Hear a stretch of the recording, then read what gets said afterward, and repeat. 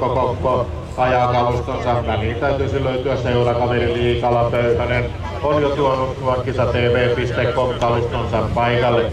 Näin saavat myöskin muutkin. Tuomas Seppä siinä viimeiseksi tuo kaikki valmiiksi. Koko kalustoa vielä himpun verran siinä siirrellään ja hyvin tarkasti katsella. Otetaan mauserit ja kaikki aluksi. Näin on tasapuolisesti kaikki samassa kohdassa. Ensimmäisen kerran turvalippu laskeutuu semifinaleiden muodossa lähtö 6-1 vuorossa. Ja lähettäjällä käsi ylhäällä saman tien lippu heilataan. Seppä lähtee keskältä Liikala. Seppä kyllä lähtee Liikala.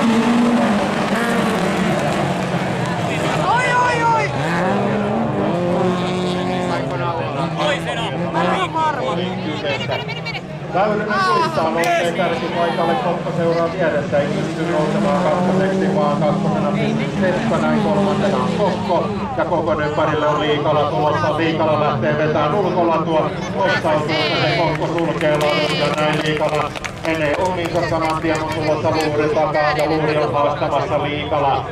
Luuri ajautuu leveäksi, menettää sijaan, menettää kaksi, sieltä tulee Mykkänen ja tulee Pöyhönen, jonka nouseva pykälä ylemmäksi. Näin Antti kalustoa tuodaan ensimmäisen kerran kärkipaikalle.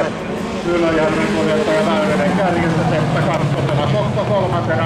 Ja mitä tapahtuu nelospaikalla, Mykkänen tekee suoralla nousee äitialle 4.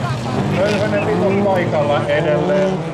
Tuolla Luuri on kutospaikalla, Mantilainen kuuluvat Luuri nousee vitoseksi, Pöyhönen tippuu kuudeseksi ja on Ukkola kuin lippulauta, jos ei pääse pykälää ylemmäksi. Viimeistä kertaa takakaarteeseen ollaan menossa Väyrynen edelleen ykkösenä, Seppä ihan annallaan ja nyt katsotaan tyytyykö Seppä finaalipaikkaan. Se on tärkeä paikka, hyvä paikka vai lähteekö pelaamaan vielä joko tai peliä tästä eteenpäin.